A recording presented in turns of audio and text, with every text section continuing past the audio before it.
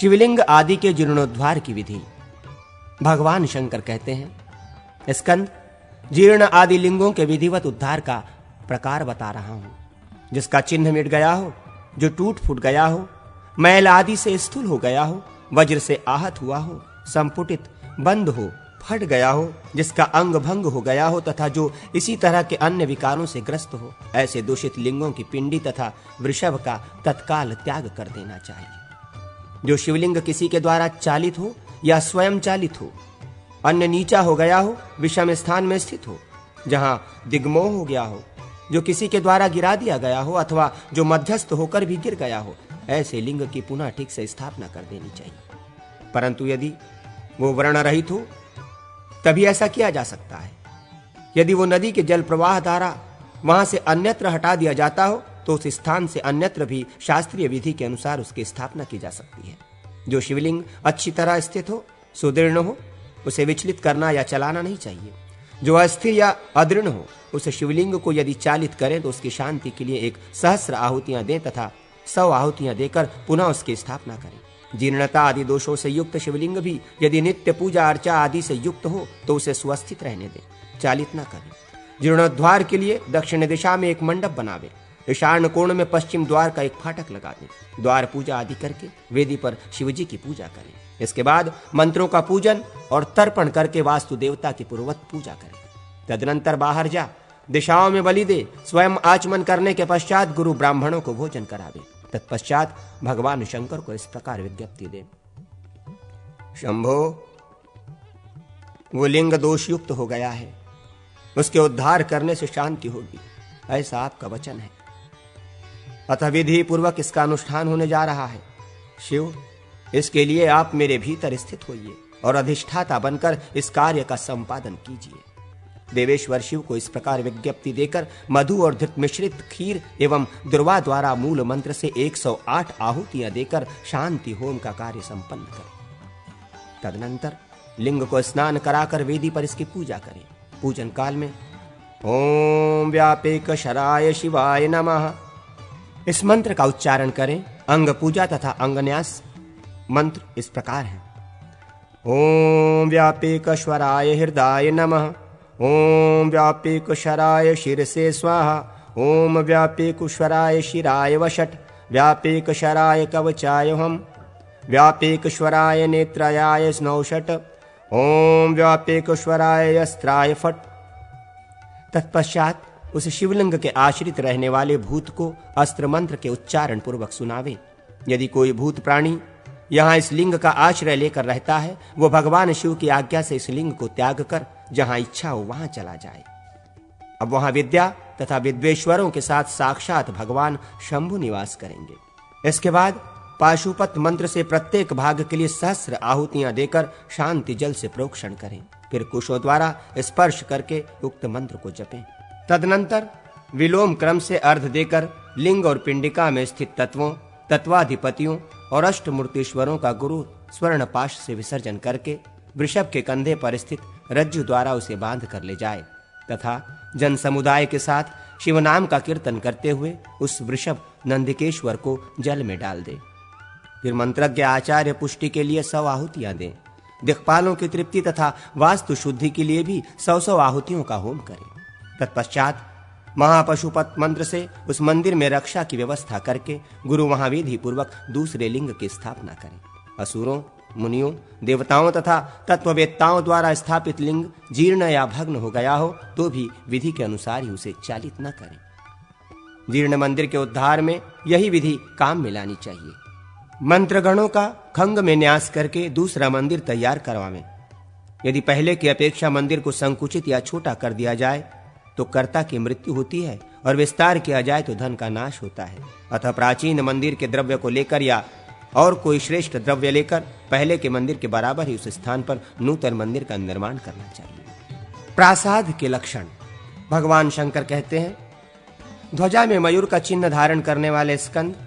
अब मैं प्रासाद सामान्य का लक्षण कहता हूं। चौकोर क्षेत्र के 4 भाग करके एक भाग में भित्तियों, दीवारों का विस्तार हो, बीच के भाग गर्भ के रूप में रहें और एक भाग को पिंडिका हो।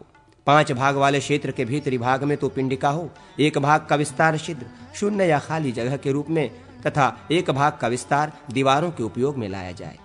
मध्य गर्भ में 2 भाग और ज्येष्ठ गर्भ में भी 2 भाग ही रहें, किंतु कनिष्ठ गर्भ 3 भागों से संपन्न होता है। शेष 8वां भाग दीवारों के उपयोग में लाया जाए, ऐसा विधान कहीं कहीं उपलब्ध होता है। 6 भागों द्वारा विभक्त क्षेत्रों में 1 भाग का विस्तार दीवार के उपयोग में आता है, 1 भाग का विस्तार गर्भ है और 2 भागों में पिंडिका स्थापित की जाती है। कहीं कहीं दीवारों की ऊंचाई उसकी चौड़ाई की अपेक्षा 2 गुनी, 2.25 गुनी, 2.5 गुनी अथवा 3 गुनी भी होने का विधान मिलता है। कहीं कहीं प्रासाद मंदिर के चारों ओर दीवार के या पौने विस्तार की जगत होती है और चौथाई विस्तार की नेमी, बीच में 1/3 की परत ही होती है। वहां रथ बनवावें और उसमें चामुंड, भैरव तथा नाट्येश की स्थापना करें। प्रासाद के आधे विस्तार में चारों ओर बाहरी भाग में देवताओं के लिए 8 या 4 परिक्रमाएं बनवावें। प्रासाद आदि में इनका निर्माण वैकल्पिक है, चाहे बनवावें चाहे न बनवावें। आदित्यों की स्थापना पूर्व दिशा में और स्कंद एवं अग्नि की प्रतिष्ठा वायव्य दिशा में करनी चाहिए। इसी प्रकार यम आदि देवताओं की भी स्थिति उनकी अपनी अपनी दिशा में मानी गई है। शिखर के 4 भाग करके नीचे के 2 भागों की शुकनासिका गुंबज संज्ञा है। तीसरे भाग में वेदी की प्रतिष्ठा है। इससे आगे का जो भाग है वही अमलसार नाम से प्रसिद्ध कंठ है। वैराज, पुष्पक, कैलाश, मणिक और त्रिविष्टप ये 5 ही प्रासाद मेरु के शिखर पर विराजमान है। अतः प्रासाद के ये ही 5 मुख्य भेद माने गए हैं। इनमें पहला वैराज नाम वाला प्रासाद चतुरस्र चौकोर होता है, दूसरा पुष्पक चतुरायस्त, तीसरा कैलाश वृत्ताकार है, चौथा मणिक वृत्तायत है तथा 5वां त्रिविष्टप अष्टकोणाकार है। इनमें से प्रत्येक के 9 भेद होने के कारण कुल मिलाकर 45 भेद हैं। पहला प्रासाद मेरु, दूसरा मंदर, तीसरा विमान, चौथा भद्र, 5वां सर्वतोभद्र, 6वां रुचक, 7वां नंदक अथवा नंदन, 8वां वर्धमान नंदी अर्थात नंदीवर्धन और 9वां श्रीवत्स। ये 9 प्रासाद वैराज के कुल में प्रकट हुए हैं।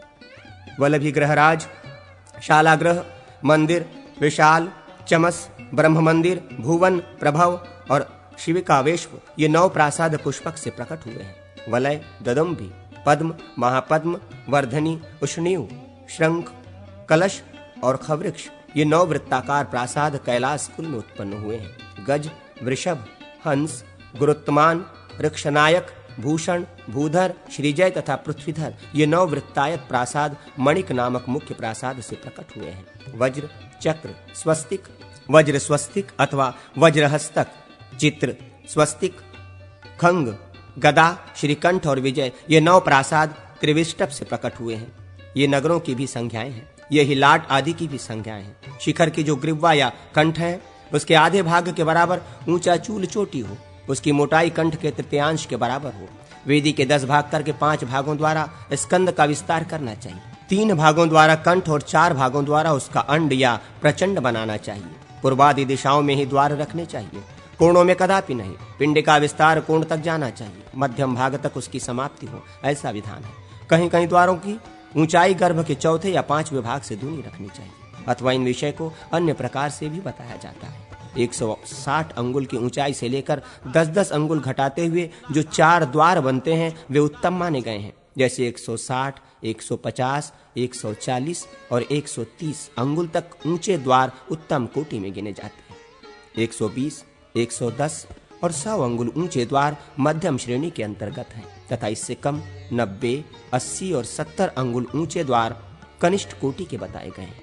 द्वार की जितनी ऊंचाई हो उससे आधी उसकी चौड़ाई होनी चाहिए। ऊंचाई उक्त माप से 3, 4, 8 या 10 अंगुल भी हो तो शुभ है। ऊंचाई से 1/4 विस्तार होना चाहिए। दरवाजे की शाखाओं, बाजुओं का अथवा उन सब की ही चौड़ाई द्वार की चौड़ाई से आधी होनी चाहिए, ऐसा बताया गया है। 3, 5, 7 तथा 9 शाखाओं द्वारा निर्मित द्वार अभीष्ट फल को देने वाला है।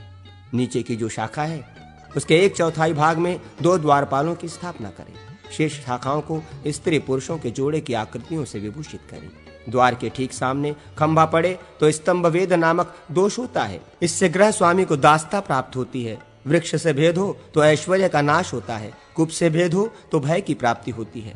प्रासाद, गृह एवं शाला आदि के मार्गों से द्वारों के विद्ध होने पर बंधन प्राप्त होता है। सभा से वेद प्राप्त होने पर दरिद्रता होती है तथा वर्ण से भेद हो तो निराकरण, तिरस्कार प्राप्त होता है। उलूखल से भेद हो तो दारिद्र्य, शिला से भेद हो तो शत्रुता और छाया से भेद हो तो निर्धनता प्राप्त होती है। इन सब का छेदन अथवा उत्पाटन हो जाने से वेद दोष नहीं लगता। इनके बीच में चार दीवारी उठा दी जाए तो भी वेद दोष दूर हो जाता है, अथवा सीमा से दुगुनी भूमि छोड़कर ये वस्तुएं हो तो भी वेद दोष नहीं होता है। भगवान शंकर कहते हैं, स्कंद, नगर, ग्राम तथा दुर्ग आदि में ग्रहों और प्रासादों की वृद्धि हो, इसकी सिद्धि के लिए 81 पदों का वास्तुमंडल बनाकर उसमें वास्तु देवता की पूजा अवश्य करनी चाहिए। 10 रेखा पश्चिम से पूर्व की ओर और 10 दक्षिण से उत्तर की ओर खींचने पर 81 पद तैयार होते हैं। पूर्वाभिमुखी 10 रेखाएं 10 नाड़ियों की प्रतीक भूता हैं। उन नाड़ियों के नाम इस प्रकार बताए गए हैं: शांता, यशोवती, कांता, विशाला, प्राणवाहिनी, सती, वसुमती, नंदा, सुभद्रा और मनोरमा। उत्तराभिमुख प्रवाहित होने वाली 10 नाड़ियां और हैं जो उक्त 9 पदों को 81 पदों में विभाजित करती हैं। इनके नाम ये हैं: हिरणी, सुप्रभा, लक्ष्मी, विभूति, विमला, प्रिया, जया, विजया, ज्वाला और विशोका। सूत्रपात करने से ये रेखामयी नाड़ियां अभिव्यक्त होकर चिंतन का विषय बनती हैं। इस आदि 8 देवता अष्टक हैं जिनका चारों दिशाओं में पूजन करना चाहिए।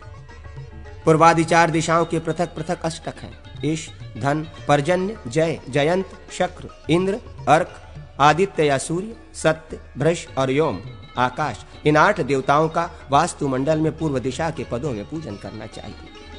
हवयावह अग्नि, पूषा, वितथ, सोम, सोमपुत्र, ग्रहक्षत, कृतांत, यम, गंधर्व, भृंग, भृंगराज और मृग, इन 8 देवताओं की दक्षिण दिशा के पदों में अर्चना करनी चाहिए। पितर, द्वारपाल या दौवारिक, सुग्रीव, पुष्पदंत, वरुण, दैत्य, असुर, शेष या शोष या यक्ष्मा, पायक्ष्मा, इन 8 का सदा पश्चिम दिशा के पदों में पूजन करने की विधि है। रोग, अहि, नाग, मुख्य भल्लाट, सोम, शैल ऋषि, आदिति और दिति, इन 8 की उत्तर दिशा के पदों में पूजा होनी चाहिए। वास्तुमंडल के मध्यवर्ती 9 पदों में ब्रह्मा जी पूजित होते हैं और शेष 48 पदों में से आधे में अर्थात 24 पदों में वे देवता पूजनीय हैं जो अकेले 6 पदों पर अधिकार रखते हैं।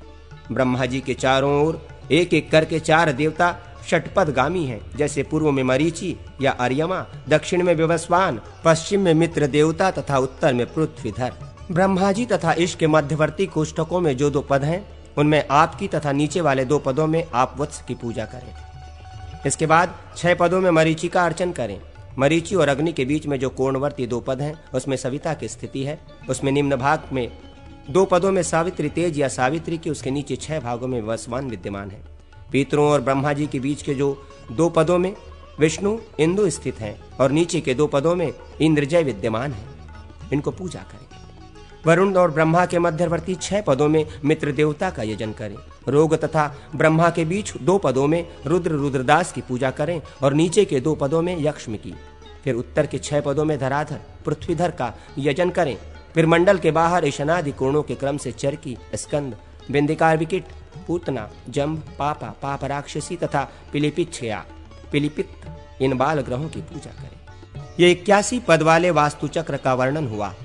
एक शतपद मंडप भी होता है, उसमें भी पूर्वत देवताओं की पूजा का विधान है। शतपथ चक्र के मध्यवर्ती 16 पदों में ब्रह्मा जी की पूजा करनी चाहिए। ब्रह्मा जी के पूर्व आदि 4 दिशाओं में स्थित मरीचि, विवस्वान, मित्र तथा पृथ्वीधर की 10-10 पदों में पूजा का विधान है। अन्य जो ईशान आदि कोणों में स्थित देवता हैं, जैसे दैत्यों की माता दिति और ईश, अग्नि तथा मृग, पूषा और पितर तथा पाप, यक्ष्मा और अनिल, रोग, ये सब के सब 1.5 पद में अवस्थित है। स्कंद, अब मैं यज्ञ आदि के लिए जो मंडप होता है उसका संक्षेप से तथा क्रमशः वर्णन करूंगा। 30 हाथ लंबा और 28 हाथ चौड़ा मंडप शिव का आश्रय है। लंबाई और चौड़ाई दोनों में 11-11 भाग घटा देने पर 19 हाथ लंबा और 17 हाथ चौड़ा मंडप शिव संज्ञक होता है। 22 हाथ लंबा और 19 हाथ चौड़ा अथवा 18 हाथ लंबा तथा 15 हाथ चौड़ा मंडप हो तो वो सावित्र संज्ञा वाला कहा गया है। अन्य ग्रहों का विस्तार आंशिक होता है। दीवार की जो मोटी उपजंगा कुर्सी होती है उसकी ऊंचाई से दीवार की ऊंचाई तिगुनी होनी चाहिए। दीवार के लिए जो सूत से मान निश्चित किया गया हो उसके बराबर ही उसके सामने भूमि सहन होनी चाहिए। ये विधि के भेद से अनेक भेद वाली होती है।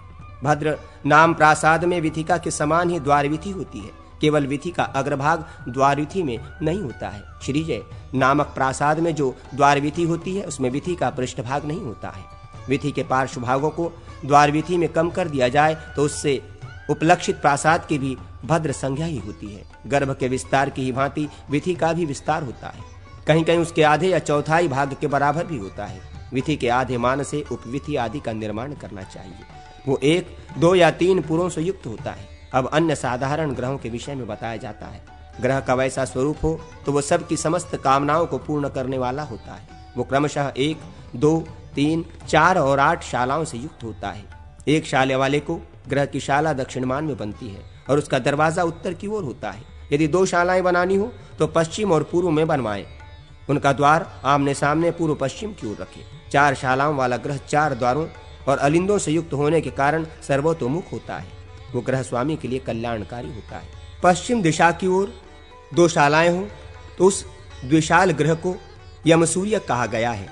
पूर्व तथा उत्तर की ओर शालाएं हो तो उस ग्रह की दंड संज्ञा है तथा पूर्व दिश दक्षिण की ओर 2 शालाएं हो तो वो ग्रह वात संज्ञक होता है। जिस 3 शाला वाले ग्रह में पूर्व दिशा की ओर शाला न हो तो उसे सुक्षेत्र कहा गया है। वो बुद्धिदायक होता है। यदि दक्षिण दिशा में कोई शाला न हो और अन्य दिशाओं में हो तो उस घर की विशाल संज्ञा है। वो कुलक्षयकारी तथा अत्यंत भयदायक होता है। जिसमें पश्चिम दिशा में ही शाला न बनी हो उस विशाल ग्रह को पक्षध्वन्न कहते हैं। वो पुत्र हानिकारक तथा बहुत से शत्रुओं का उत्पादक होता है। अब मैं पूर्वादि दिशाओं के क्रम से ध्वज आदि 8 ग्रहों का वर्णन करता हूँ। ध्वज, धूम, सिंह, श्वान, वृषभ, खर, गधा, हाथी और काक, यही 8 के नाम हैं। पूर्व दिशा में स्नान और अनुग्रह, लोगों से कृपा पूर्वक मिलने के लिए घर बनवावें। अग्निकोण में उसका रसोई घर होना चाहिए। दक्षिण दिशा में रसक्रिया तथा शय्या, शयन के लिए घर बनाना चाहिए। नैऋत्य कोण में शस्त्रागार रहे। पश्चिम दिशा में धनरत्न आदि के लिए कोषागार रखें। वायव्य कोण में सम्यक अन्नागार स्थापित करें। उत्तर दिशा में धन और पशुओं को रखें तथा ईशान्य कोण में दीक्षा के लिए उत्तम भवन बनवावें। ग्रह स्वामी के हाथ से नापे हुए ग्रह का जो पिंड है उसकी लंबाई चौड़ाई के हस्तमान को तिगुना करके उसमें 8 से भाग दें। उस भाग का जो शेष हो तद अनुसार ये ध्वज आदि आय स्थित होता है। उसी से ध्वजादि कातांत आय का ज्ञान होता है। 2, 3, 4, 6, 7 और 8 शेष बचे तो उसके अनुसार शुभाशुभ फल हो। यदि मध्य 5वें और अंतिम काक में ग्रह की स्थिति हुई तो वो ग्रह सर्वनाशकारी होता है। इसलिए 8 भागों को छोड़कर 9वें भाग में बना हुआ घर शुभकारक होता है। इस 9वें भाग में ही मंडप उत्तम माना गया है। उसकी लंबाई चौड़ाई बराबर रहे अथवा चौड़ाई से लंबाई दुगुनी रहे। पूर्व से पश्चिम की ओर तथा उत्तर से दक्षिण की ओर बाजार में ही ग्रहपंगी देखी जाती है। एक एक भवन के लिए प्रत्येक दिशा में 8-8 द्वार हो सकते हैं। इन 8 द्वारों के क्रमशः फल भी पृथक पृथक कहे जाते हैं। भय, नारी की चपलता, जय, वृद्धि, प्रताप, धर्म, कलह तथा निर्धनता, ये पूर्ववर्ती 8 के द्वारा अवश्यंभावी फल हैं। दाह, दुख, सुहन्नाश, धननाश, मृत्यु, धन, शिल्प ज्ञान तथा पुत्र की प्राप्ति, ये दक्षिण दिशा के 8 द्वारों के फल हैं। आयु, संन्यास, सस्य, धन, शांति, अर्धनाश, शोषण, भोग एवं संतान की प्राप्ति, ये पश्चिम द्वार के फल हैं। रोग, मद, आरती, मुख्यता, अर्थ, आयु, कृष्णता और मान, ये क्रमशः उत्तर दिशा के द्वार के फल हैं।